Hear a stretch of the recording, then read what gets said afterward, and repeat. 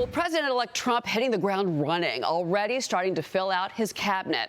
Former acting Immigration and Customs Enforcement Director Tom Homan will return as Trump's border czar and be in charge of all deportations. Trump praising Homan on Truth Social, writing, "Nobody is better at policing and controlling our borders." Homan joined Maria, on Sunday Morning Futures on how he plans to deport millions of illegal migrants. Watch this.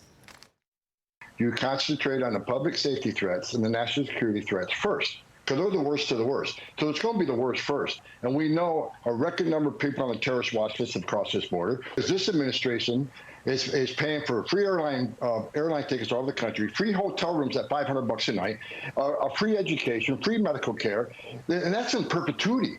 What President Trump's plan is going to do is, over time, is going to save the taxpayers' money and put an end to this foolishness. They're paying $500 a night for a hotel room in New York City. Meanwhile, there's empty ice beds at $127 a night. Yeah, and this has outraged New Yorkers. Trump also nominating New York Congresswoman Elise Stefanik to serve as U.S. ambassador to the United Nations.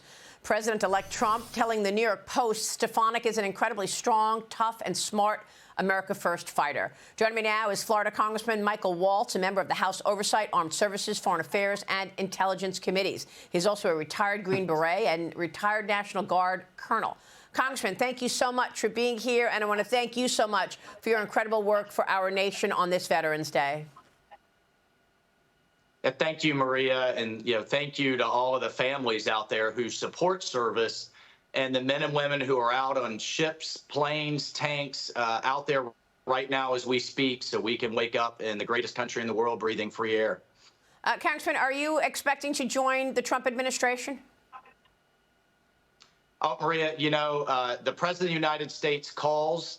If he calls, then that's something you have to be incredibly honored by and salute. And it's not about us it's about all of those men and women in uniform that I just mentioned. So we'll see, Maria. But right now, I'm thrilled to have been reelected to serve my constituents another 2 years. I mean, there was some conversation about your name being considered for a potential defense secretary or even CIA director.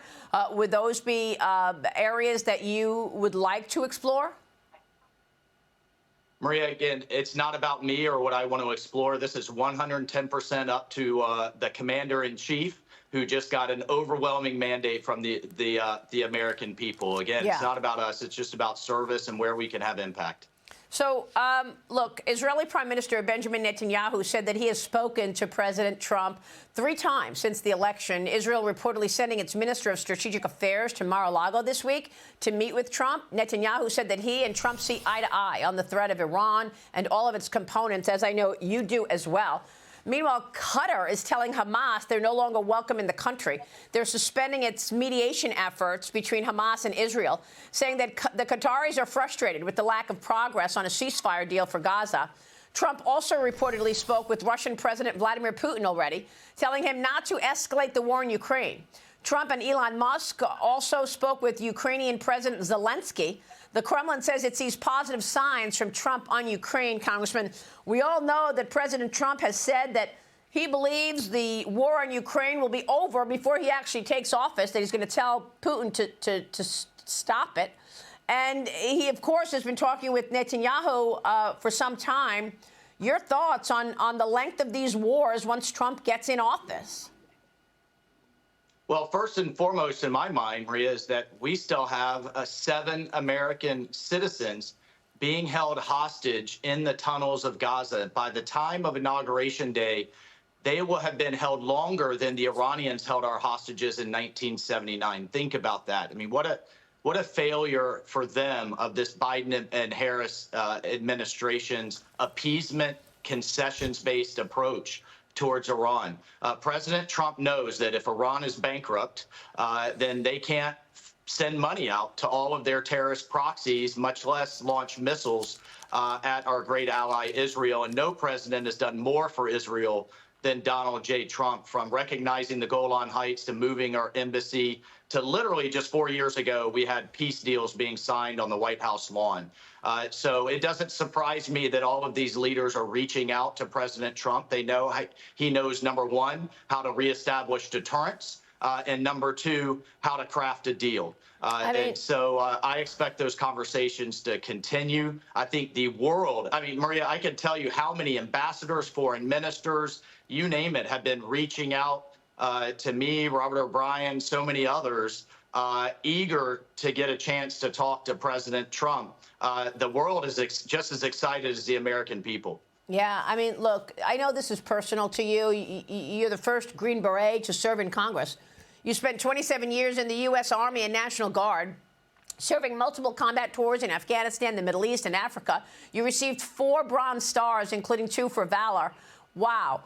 Congressman, we're always honored to talk with you, but certainly none more than today, when it is a time to look at our veterans and thank them so much. The Afghanistan withdrawal, when Joe Biden wanted to, have something to say at the press conference, right? He wanted a press conference on September 11th to say, oh, we're out of Afghanistan. It's September 11th. It took 20 years, but we're out. That botched withdrawal, President Trump believes, was the trigger for China to get on the march, for Russia to start thinking America doesn't know what it's doing. We're on the march. Do you believe that was the pivot? And how do you reverse that? Maria, President Trump's absolutely right. It was the spark that lit the world on fire. And that's not just my opinion or his opinion. We saw that in terms of reporting of all of our adversaries around the world, that America was in retreat. America was weak. They smelled weakness in the White House. And it's then no surprise. Putin invaded a neighbor under Bush, Obama, and Biden, not under President Trump. Iran was completely on its back foot and broke, and President Trump led the pivot to deal with the threat that the Chinese Communist Party is and secured our border. It's amazing how just 4 years of bad policy can make America so insecure and weak, but that's going to be reversed, and it's starting now. This is day one of getting America back to a position of strength. The most important foreign policy decision Trump needs to make when he gets in office is what? I know there are a lot. Well, I think first and foremost, it'll be underscored by America's biggest strength, which is our energy independence and energy security. Okay. Not only will that light our economy on fire, but that gives us leverage over every one of these adversaries. That makes sense. That makes a lot of sense. Congressman, great to see you. Thank you, sir. Michael Waltz joining us this morning in Florida.